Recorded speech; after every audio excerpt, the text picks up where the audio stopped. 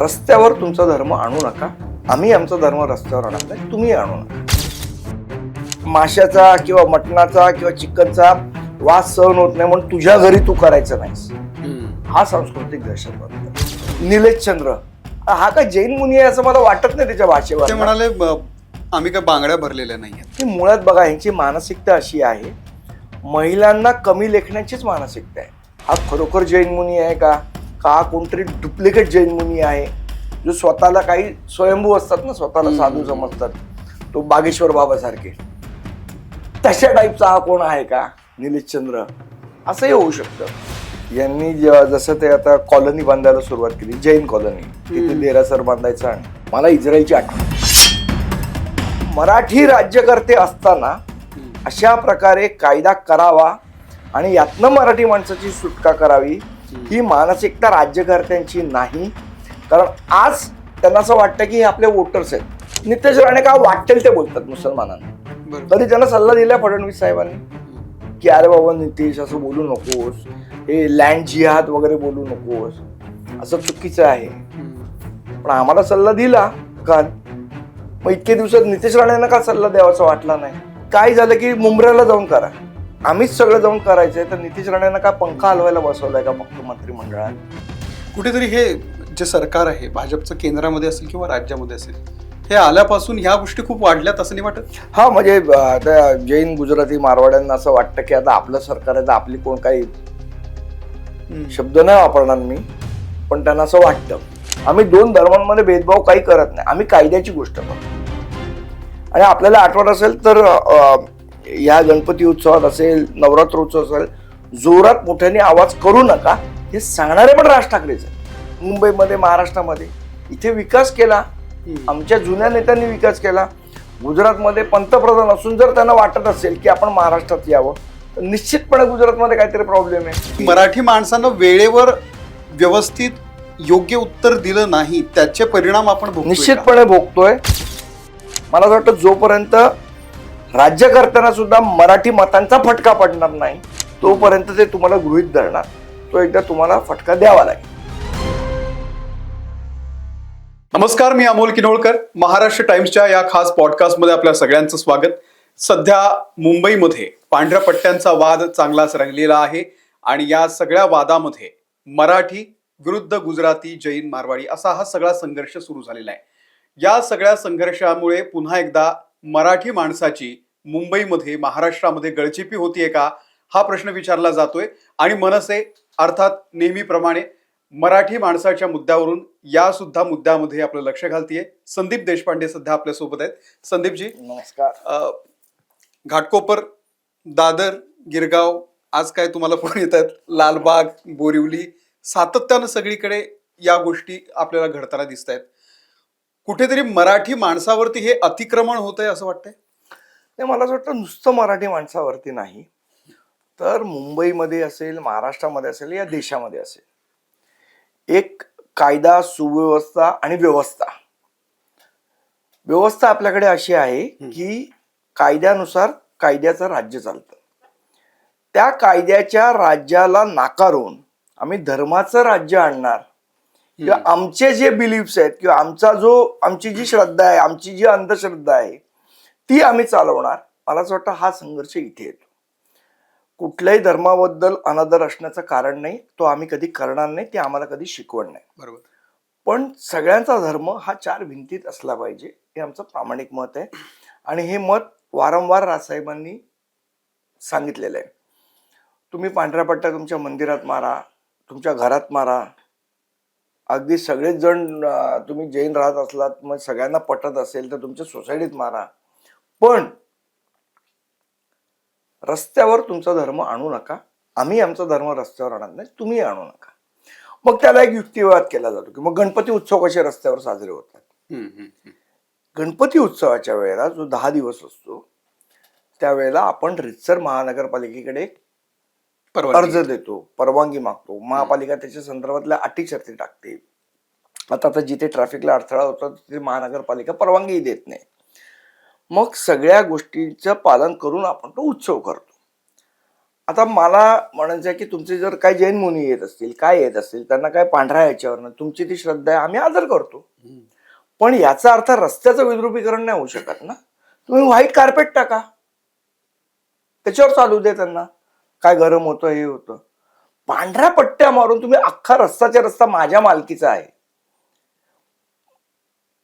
या गोष्टीला आमचं स्पष्ट म्हणणं आहे की हा सांस्कृतिक दहशतवाद आहे. आमची संस्कृती आम्ही तुमच्यावर लादू. आणि नुसता पांढऱ्या पट्ट्यांचा विषय नाही हा. माझ्या घरासमोर मला मच्छी मार्केट नको, कारण मी मासे खात नाही, म्हणून माझ्या घरासमोर मच्छी मार्केट नको. हा सांस्कृतिक दहशतवादाचाच भाग झाला. पर्युषणाच्या काळामध्ये आम्ही सगळ्या गोष्टी आमच्या पाळतो, म्हणून तुम्ही नॉनव्हेज खायचं नाही, हा सांस्कृतिक दहशतवाद झाला. तर श्रावणात आपणही खात नाही, बरेचसे लोक आपल्याला पाळतात, खात नाही. याचा अर्थ आपण त्यांना कोणावर जबरदस्ती नाही करत ना की तू श्रावण महिना आहे की तूही खाऊ नकोस म्हणून. आम्हाला माशाचा किंवा मटणाचा किंवा चिकनचा वास सहन होत नाही, म्हणून तुझ्या घरी तू करायचं नाहीस. हा सांस्कृतिक दहशतवाद झाला. बरोबर.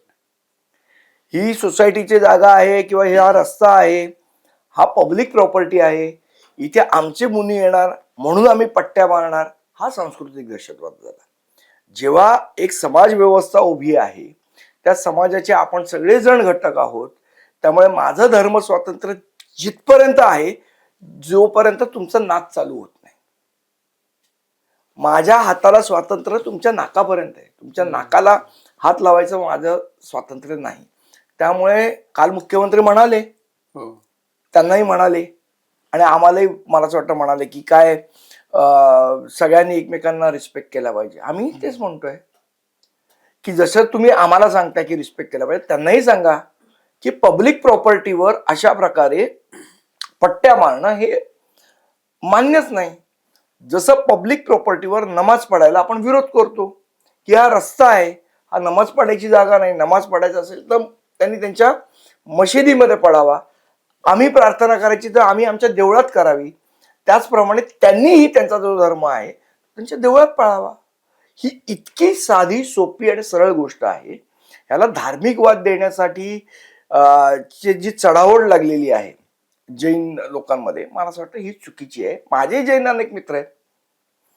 आता आमच्या इथे ते नवनीतचं आहे, तिथे आमचे जैन मित्र आहेत, त्यांच्याशी काल बोलणं झालं. त्यांनाही मी स्पष्ट सांगितलं की माझा धर्म मी माझ्या घरात पाळतो, तुमचा धर्म तुम्ही तुमच्या घरात पाळा, तरच कायदा आणि सुव्यवस्था आणि व्यवस्था ही टिकून राहील. काल जैन मुनी त्या सोसायटीतल्या एका बाईला म्हणाले, आवाज खाली कर.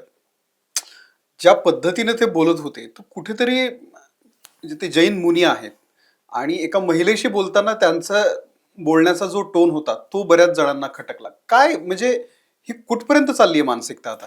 मला असं वाटतं की बघा कसं आहे, आता जैन मुनी म्हटल्यावर जो मला बऱ्यापैकी, मी माझे जैन मित्र पण आहेत त्यामुळे मला त्या धर्म बऱ्यापैकी कळतो.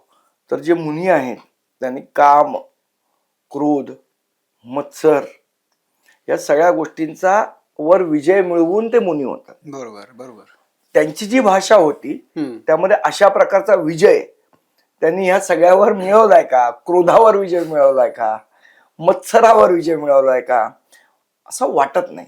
त्यामुळे मला असं वाटतं त्यांना जी मिळालेली दीक्षा आहे, खरोखर दीक्षा मिळाली आहे का, का असंच पांढरे कपडे घालून कोणतरी फिरते, खरोखर ते मुनी आहेत का, हाही प्रश्न तिथे. अजून एक तो निलेश चंद्र, हा का जैन मुनी आहे असं मला वाटत नाही त्याच्या भाषेवर. ते म्हणाले आम्ही काय बांगड्या भरलेल्या नाहीयेत.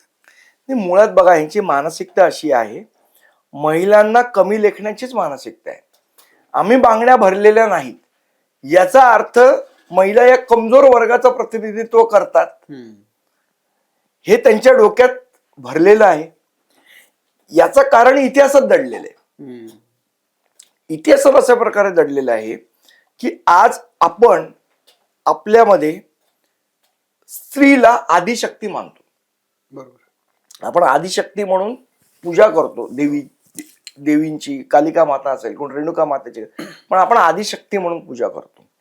त्यामुळे आपण महिलांना कधीच आतापर्यंत कमजोर मानलेलं नाही. आणि आपल्याकडे अनेक रणरागिणी होऊन गेल्या. मग जिजाऊ आईसाहेब असतील, अहिल्याबाई होळकर असतील किंवा तारा राणी असतील, अशा अनेक लढवय्या महिलांचा इतिहास आहे. तो कदाचित त्यांना नसेल.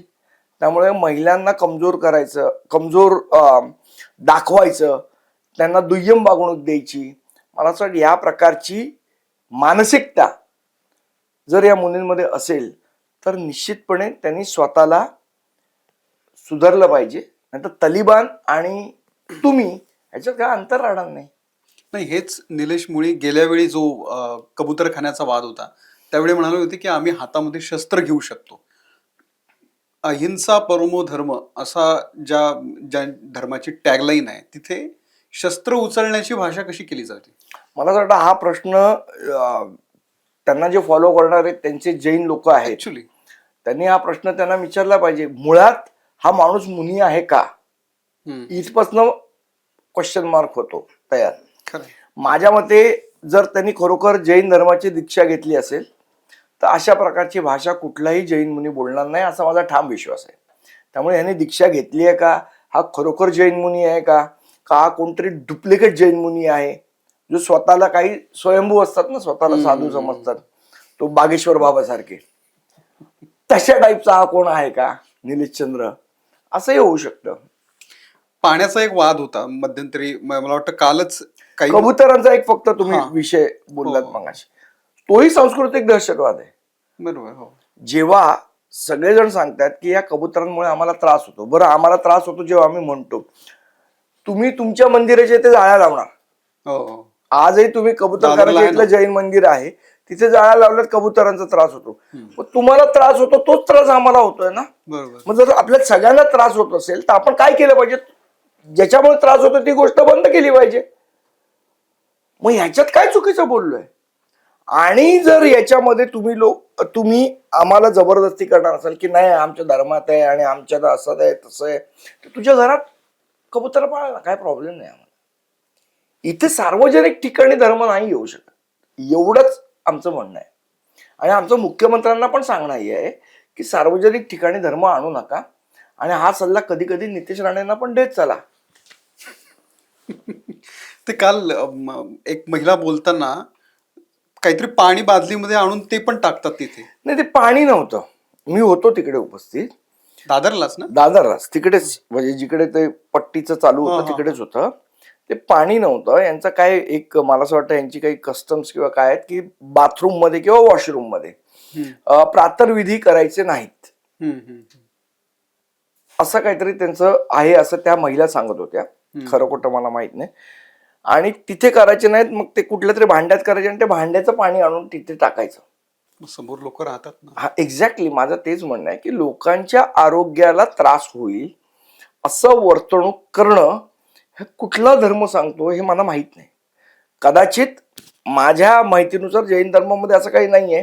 हे नंतर जे लोक येतात आणि ते धर्माच्या नावाखाली काही नियम तयार करतात, तशा पद्धतीचे काही नियम झालेत का? मला असं वाटतं ह्याच्याबद्दलचे ते मुनी आहेत, जैन मुनी आहेत, ह्याने सांगितलं पाहिजे. मुळात प्रॉब्लेम असा आहे की शिक्षण, मला कागदावर हिशोब मांडता येतो म्हणजे मी शिक्षित झालो असा अर्थ होत नाही. कागदावर हिशोब मांडणं एक वेगळी कला आहे आणि व्यापार करणं ही वेगळी कला आहे आणि बुद्धिजीवी असणं हा वेगळा प्रकार आहे. मला असं वाटतं या दोघांमधला फरक त्यांना अजून कळलेला नाहीये. मुळात प्रॉब्लेम असा आहे की आपल्याकडे ज्या अनिष्ट प्रथा आहेत, आता समजा हे तुम्हाला मी जसं सांगितलं की वॉशरूम मध्ये करायचं बाहेर जाऊन टाकायचं किंवा काही अजून प्रथा असतील त्यांच्या, आपल्या धर्मामध्ये किंवा आपल्या समाजामध्ये अनेक समाज सुधारक होऊन गेले. मग अगदी तुम्ही उदाहरण घ्यायचं तर महादेव गोविंद रानडे असतील, नामदार गोखले असतील, त्याच्यानंतर टिळक आगरकर असतील, शाहू फुले आंबेडकर, संत गाडगे महाराज, तुकडोजी महाराज, संत तुकाराम, संत ज्ञानेश्वर, या सगळ्यांनी आपल्या ज्या अंधश्रद्धा होत्या त्या अंधश्रद्धांना बाजूला काढून नव्याने काही गोष्टी लोकांना शिकवण्याचं, समाज प्रबोधनाचं काम त्यांनी केलं. अगदी अलीकडच्या काळात प्रबोधनकार ठाकरेंनी केलं. ज्या अंधश्रद्धा, मुळात अशा प्रकारे समाज सुधारक आल्यामुळे आपण समाज म्हणून सुधारलो, आपली वैचारिक वाढ त्याच्यामध्ये झाली. एखाद्या गोष्टीला विज्ञानवादी दृष्टिकोनातनं बघण्याचं ज्ञान आम्हाला स्वातंत्र्यवीर सावरकरांनी दिलं. त्यांनी हिंदू धर्माचे ते पुरस्कर्ते होते, पण ते विज्ञानवादी हिंदू धर्माचे पुरस्कर्ते होते. त्यामुळे अशा प्रकारे विज्ञानवादी दृष्टिकोन ठेवून धर्माकडे बघणारे नेते आमच्याकडे होऊन गेले, समाज सुधारक आमच्याकडे होऊन गेले. आज एखादं नाव असं त्या धर्मामध्ये तुम्हाला सांगता येऊ शकतं का? म्हणजे माझ्या माहितीत तरी नाही. बरोबर. मला असं वाटतं याची आवश्यकता आहे. आणि सगळे हे जे जैन लोक आहेत, सगळे भारतीय जनता पक्षाच्या जवळचे लोक आहेत. मला वाटलं ज्या पद्धतीच्या सुधारणा समाज म्हणून मुसलमानांमध्ये करण्याचा प्रयत्न मोदी साहेब करतात, जसं 3 तलाक त्यांनी कॅन्सल केलं किंवा अजून गोष्टी, तशीच सुधारणा या धर्मामध्ये काही अनिष्ट प्रथा असतील तर त्याच्यामध्ये करण्याचा प्रयत्न त्यांनी केला पाहिजे. मुळात या सगळ्या गोष्टींमधून आम्ही तुमच्यापेक्षा काहीतरी वेगळे आहोत, तुमच्यापेक्षा काहीतरी श्रेष्ठ आहोत, हे कुठेतरी ठसवण्याचा सातत्यानं प्रयत्न होत असतो. नाही, मुळात असं आहे, मला असं वाटतं आहे ना, शिक्षण कमी हा प्रॉब्लेम आहे.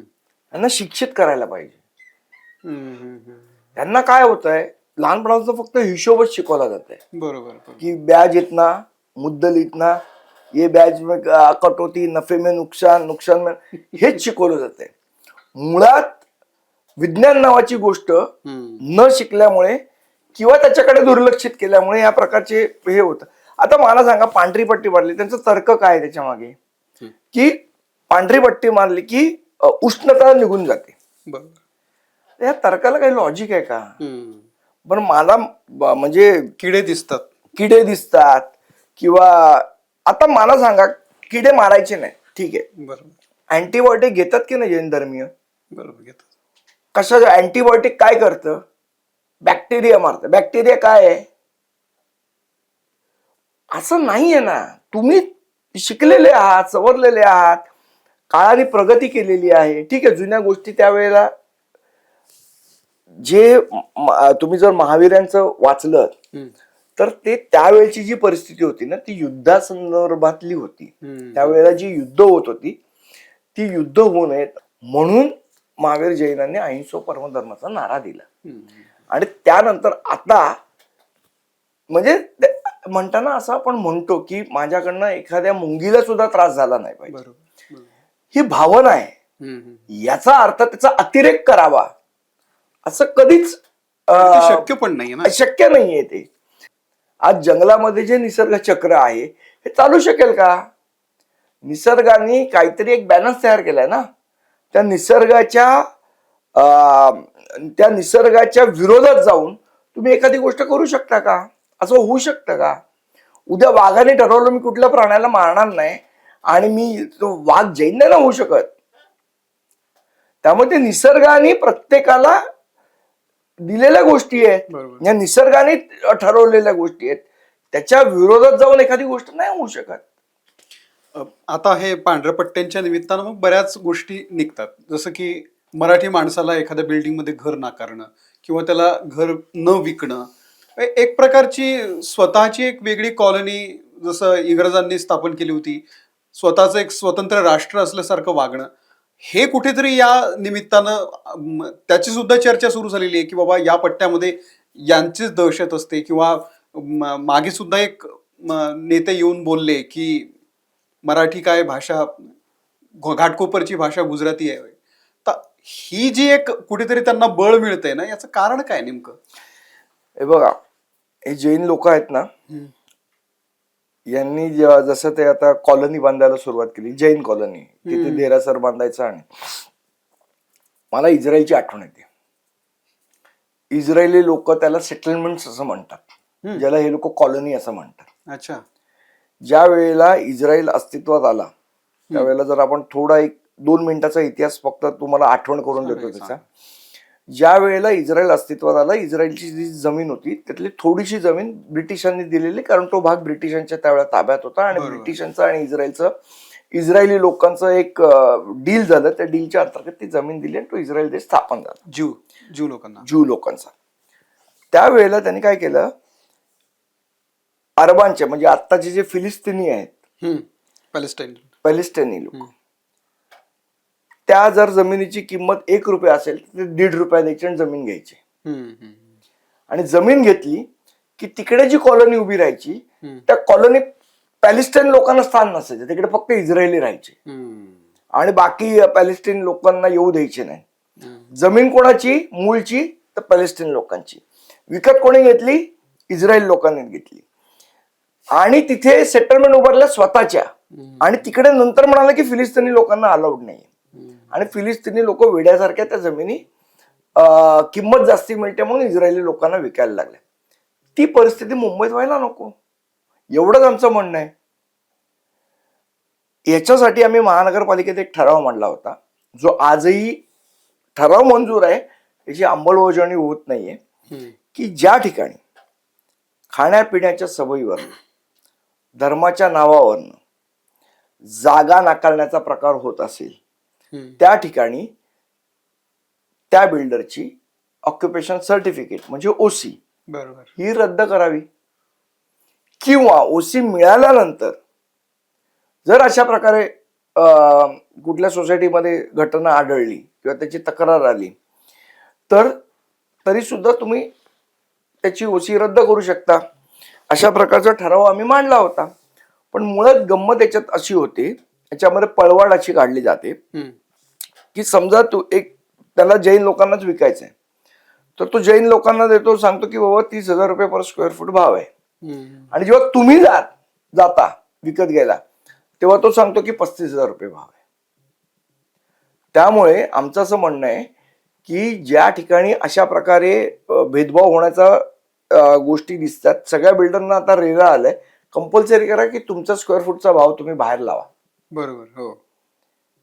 मग काय निगोशिएशन होतील ती होती, पण या भावाखाली आम्ही कोणाला देत नाही आहोत हे पहिले तुम्ही महानगरपालिका आणि रेराला कळवा ना. पण दुर्दैवाने मला म्हणावंसं वाटतं की मराठी राज्यकर्ते असताना अशा प्रकारे कायदा करावा आणि यातनं मराठी माणसाची सुटका करावी ही मानसिकता राज्यकर्त्यांची नाही.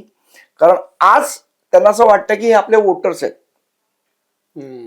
जे मराठी राज्यकर्ते आहेत आमचे, त्यांना असं वाटतं की गुजराती मारवाडी हे आमचे वोटर्स आहेत तर ह्यांना कशाला दुखवा. पण मला सांगावं असं वाटतं की 5 वर्षांनी हेच दिल्लीत बसलेले लोक इथल्या मराठी राज्यकर्त्यांना त्रास देताना दिसतील की नाही बघा. हे वोट बँकेचं राजकारण आहे. हो नक्कीच, दुसरं कुठलं नाही. हे वोट बँकेसाठीच होत आहे. मला एक सांगा, नितेश राणे का वाटेल ते बोलतात मुसलमानांना. कधी त्यांना सल्ला दिला फडणवीस साहेबांनी की अरे बाबा नितेश असं बोलू नकोस, हे लँड जिहाद वगैरे बोलू नकोस, असं चुकीचं आहे.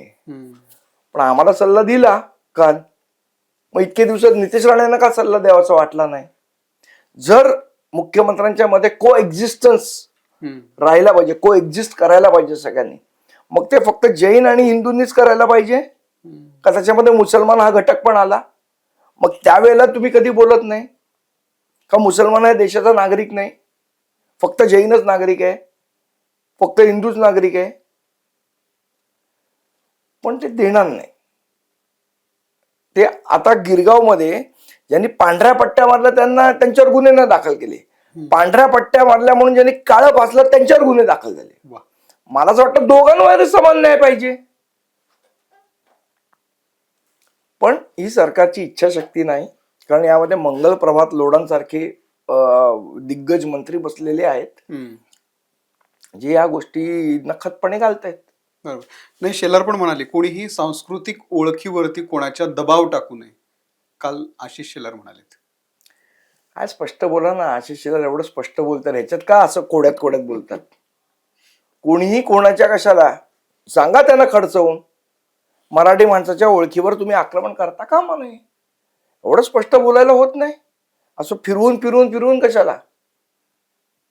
कुठेतरी हे जे सरकार आहे भाजपचं केंद्रामध्ये असेल किंवा राज्यामध्ये असेल, हे आल्यापासून ह्या गोष्टी खूप वाढल्यात असं नाही वाटत? हा, म्हणजे आता जैन गुजराती मारवाड्यांना असं वाटतं की आता आपलं सरकार आहे तर आपली कोण काही शब्द नाही वापरणार मी, पण त्यांना असं वाटतं. प्रवीण छेडा नगरसेवक, तर ते त्या प्रसाद वेद पाठक जे आहेत ते घाटकोपरमध्ये, त्यांनी जैन जिहाद हा शब्द वापरला होता. त्यांनी पोलिसांना पत्र दिलं की हा असा कसा शब्द वापरू शकतात आणि फौजदारी गुन्हा दाखल करा. तुम्ही सुद्धा सांस्कृतिक दहशतवाद, तुम्हाला सुद्धा अनेक फोन आले असतील. एक व्हायरल पण झाला एक फोन, कोणीतरी एक कुणाल म्हणून त्यांनी फोन केला होता. तर हे शब्द यांना टोचले जात आहेत. पण दुसरीकडे सेम जेव्हा प्रकरण येतात, म्हणजे एखाद्या सोसायटीमध्ये बकरा आणला, आता झाला होता ईदच्या वेळेत, तो सुद्धा इश्यू झाला होता. मग जो नियम दुसऱ्या धर्मियांना आहे तो नियम तुमच्यासाठी सुद्धा आहे ना? सगळ्यांसाठीच आहे. बकरा सोसायटीमध्ये कापणं हे अलाउडच नाहीये. बरोबर. आणि हे अलाउड केलंच नाही पाहिजे. याच्यामध्ये काही दुमत असण्याचं कारण नाही. पण हा नियम सगळ्यांना लागू राहिला पाहिजे. हा नियम फक्त मुसलमानांना, फक्त हिंदूंना, फक्त यांना. आणि काय झालं की मुंब्र्याला जाऊन करा. मग आम्हीच सगळं जाऊन करायचंय, तर नितेश राणेंना काय पंखा हलवायला बसवलाय का फक्त मंत्रिमंडळात? मुंब्र्याला जाऊन करा. का मुंब्रा भारताचा भाग आहे ना. तुम्ही जा, मारा पांढरी पट्टी मुंब्र्यात. मुळात विषय काय, मुंब्र्याला जाऊन करण्याचा काय विषय आला? पांढरी पट्टी तुम्ही माझ्या दारात मांडली, तर मी मुंब्र्याला कशाला जाऊ? आणि माझं उलट नितेश राणेंना आव्हान आहे की मुंब्र्यात त्यांनी सभा घेऊन दाखवावी एकदा. नितेश राणे पण चेंबूरने कणकवलीच्या बाहेर पडत नाही. एकदा मुंब्र्यात जावं नितेश राणेंनी. आम्हालाही बघायचंय, आम्ही जाऊन दाखवतो. आणि मुळात आपल्याला आठवत असेल, उद्धव ठाकरे साहेब ज्या वेळेला मुख्यमंत्री होते त्यावेळेला भोंग्याचं आंदोलन कोणी केलं? महाराष्ट्र नवनिर्माण सेनेच्या महाराष्ट्र सैनिकांनी केलं. का केलं? ते मुसलमानांच्या विरोधात केलं नाही. तेव्हाही आमचा मुद्दा हा होता की सुप्रीम कोर्टाचा निर्णय आहे, कायद्यानुसार तुम्ही अशा प्रकारे भोंगे लावू शकत नाहीत, त्यामुळे ते भोंगे उतरवा. आम्ही कायद्याची गोष्ट केली, त्याही वेळा कायद्याची गोष्ट केली, आजही आम्ही कायद्याची गोष्ट करतोय. आम्ही दोन धर्मांमध्ये भेदभाव काही करत नाही, आम्ही कायद्याची गोष्ट करतोय.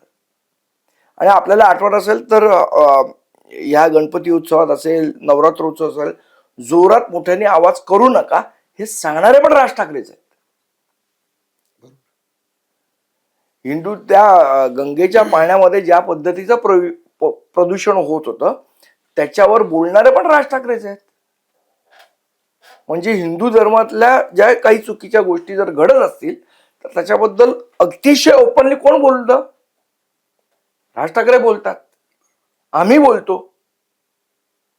कारण आमचं हे प्रामाणिक मत आहे की कुठलाही धर्म हा चार भिंतीच्या आत असला पाहिजे, तो रस्त्यावर येता कामा नये. चार भिंतीच्या आतच असला पाहिजे. पण तुम्ही नॉनव्हेज आणलं त्याचा सुद्धा प्रॉब्लेम आहे. तुमच्या बिल्डिंगच्या खाली किंवा बिल्डिंगच्या बाहेर फुटपाथवरती कोणी माशांचा स्टॉल लावला किंवा कोणी चिकन मटनचा स्टॉल लावला, तर ते सुद्धा लावू दिला जात नाही. कुठेतरी आमची बिल्डिंग आहे, आमचा भाग आहे आणि हा सगळा परिसर आम्ही ताब्यात घेण्याचा प्रयत्न करतो, असं सुद्धा अनेक प्रकरण मुंबईमध्ये होतातच आहे की. एक्झॅक्टली, माझं यासाठीच म्हणणं आहे की ह्यालाच आम्ही सांस्कृतिक दहशतवाद म्हणतो. मी जी गोष्ट माझ्या संस्कृतीत नाही ती तू पण नाही करायची, हाच सांस्कृतिक दहशतवाद आहे ना. मग हा शब्द झोंबायची गरज नाहीये कोणाला. मराठी माणसानं परप्रांतीयांना वेळेवर उत्तर दिलं नाही, त्याचे परिणाम आपण भोगतोय. आपण दुर्दैवाने काय आहे, जे आमचे सत्ताधारी आहेत किंवा सत्तेवर जे बसतात त्यांना असं वाटायला लागलं की मराठी माणसाला त्यांनी टेकन फॉर ग्रँटेड, हा जाणार कुठे, हा मलाच मतं देणार. मला मतं कोणाची पाहिजेत? परप्रांतीयांची पाहिजेत. जी गोष्ट काँग्रेसबद्दल भारतीय जनता पक्ष म्हणायची ना की मुसलमानांचं लांगुल चालन करतात मतांसाठी वगैरे, आज भारतीय जनता पक्ष काय करते? आज तेच करते. मराठी माणसाला गृहीत धरलंय आणि परप्रांतीयांचं लांगुल चालन करते. बरं, हा जो विषय आहे ना सांस्कृतिक आक्रमणाचा, हा काय आज फक्त महाराष्ट्रापुरता आणि मुंबईपुरता राहिलेला नाही, हा जगभर पसरलेला विषय आहे. जर्मनीमध्ये काय झालं हेच चाललंय, फ्रान्समध्ये काय चालू आहे हेच चालू आहे, ब्रिटनमध्ये काय चालू आहे हेच चालू आहे. मला असं वाटतं एखाद्या प्रॉब्लेम वरनं कोणाला तरी काहीतरी बोलण्यापेक्षा किंवा टोले टोमणे मारण्यापेक्षा ह्या प्रॉब्लेमचा मुळापासून अभ्यास करायला पाहिजे. मायग्रेशन हा प्रॉब्लेम हा नुसतं मुंबईपुरता महाराष्ट्रापुरता नाहीये, हा जगभरातला प्रॉब्लेम आहे. याच्यासाठी तिथली सरकार काय उपाययोजना करतायत हम्म. की तुम्ही ज्या ठिकाणी राहताय तिकडेच तुम्हाला नोकरीची संधी, विकासाची संधी, तर तुम्हाला दुसरीकडे मायग्रेट करायची गरज लागणार नाही ना. अदरवाईज मायग्रेशन हे होत राहतं. आज मुंबईमध्ये गुजराती समाज असेल, मारवाडी समाज असेल किंवा उत्तर प्रदेश, बिहार मधले लोक असेल, काय येतात मुंबईमध्ये, महाराष्ट्रामध्ये? इथे विकास केला, आमच्या जुन्या नेत्यांनी विकास केला. गुजरातमध्ये पंतप्रधान असून जर त्यांना वाटत असेल की आपण महाराष्ट्रात यावं, तर निश्चितपणे गुजरातमध्ये काहीतरी प्रॉब्लेम आहे. पंतप्रधान 14 वर्ष आहेत, तरी तिथल्या मारवाडी आणि गुजराती लोकांना जर वाटत असेल की आपण मुंबईत यावं किंवा आपण गुजरात, आता तर पंतप्रधान तुमचे आहेत, 14 वर्ष काय रेकॉर्ड पण मोडलं त्यांनी. याच्यानंतर पण गुजराती मारवाड्यांना वाटत नाहीये की आपण अहमदाबादमध्ये जाऊन धंदा करू शकतो. याचा अर्थ मुंबई आमच्या नेत्यांनी, आमचे जे जुने आहेत किंवा मराठी माणसांनी ती मोठी बनवली, म्हणून तुम्हाला इथे यावंसं वाटतंय. आणि मग इथे यावंसं वाटतंय, इथे तुम्हाला कामधंदा करायचा, मोस्ट वेलकम, काही प्रॉब्लेम नाही. पण इथे येऊन दादागिरी नाही करायची, इथल्या संस्कृतीची एकरूप व्हायचं. दादागिरी पण अशी आहे की ते ठाण्यातलं परवाचं प्रकरण की एक तो रिक्षावाला, टॅक्सीवाला, व्हॉटेवर जो कोण होता, तर चूळ भरली त्यांनी आणि रस्त्यावर कुणीतरी त्याला सभ्यतेने सांगायला गेलं, एक वयोवृद्ध माणूस, तर त्याला इतका म्हणजे त्यांचा हाड पाय मोडेपर्यंत त्यांना मारहाण झाली. ही म्हणजे एवढी दादागिरी परप्रांतातून येऊन इथल्या लोकांवरती हात उचलण्यापर्यंत येते. मला असं वाटतं आपण सहन करणं सोडलं पाहिजे. तेच माझा मुद्दा आहे की मराठी माणसानं वेळेवर व्यवस्थित योग्य उत्तर दिलं नाही, त्याचे परिणाम आपण भोगतोय. निश्चितपणे भोगतोय. वेळेवर आपण कसं आहे, जाऊन दे रे. आता मी तुम्हाला सांगतो की ते परप्रांतीय लोक येऊन इथे आमच्या इथे काय धंदे लावतात काय, आपण जर उठवलं तर आपलाच एक मराठी माणूस येतो, अरे संदीप कशाला, गरीब आहे रे, राहू दे त्याला. तो गरीब नंतर अरबाच्या उंटासारखी गोष्ट होते तंबूतल्या. बरोबर. थंडी वाजते म्हणून डोकं ठेवायला दिलं की तो अख्खं शरीर घुसवतो, तंबू आपला म्हणायला लागतो. उद्या ती परिस्थिती येऊ नये, म्हणजे याच्यावर सुरेश भटांनी खूप सुंदर कविता लिहिली, ती तुम्हाला माहिती असेल. पाहुणे जरी असंख्य पोसते मराठी, आपुल्याचा घरी हाल सोसते मराठी, असे किती का खेळ पाहते मराठी, शेवटी मदांध तख्त फोडते मराठी. मला असं वाटतं ही मदांध तख्त फोडायची वेळ ही आता मराठी माणसावर आलेली आहे. काय करायला पाहिजे मराठी माणसांनी? तुम्ही सजग राहा, जागरूक राहा आणि तिथल्या तिथे उत्तर द्या, आवाज उठवा. मला असं वाटतं जोपर्यंत राज्यकर्त्यांना सुद्धा मराठी मतांचा फटका पडणार नाही, तोपर्यंत ते तुम्हाला गृहीत धरणार. तो एकदा तुम्हाला फटका द्यावा लागेल. निश्चित. खूप धन्यवाद, तुम्ही आलात आणि दिलखुलास उत्तरं दिलीत.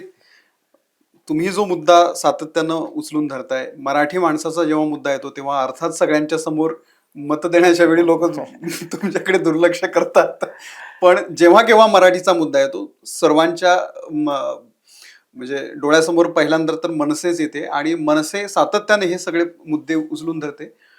निश्चित बघूयात आता या प्रकरणात सुद्धा काय होतंय पुढे. आणखी पट्ट्यांचे बरेच तुम्हाला आम्हाला संघर्ष करायची सवय आहे. मतं मिळतील नाही मिळतील हा वेगळा मुद्दा, पण संघर्ष मराठी माणसासाठी निश्चित करत राहू. निश्चित. तुम्हाला खूप खूप शुभेच्छा. धन्यवाद.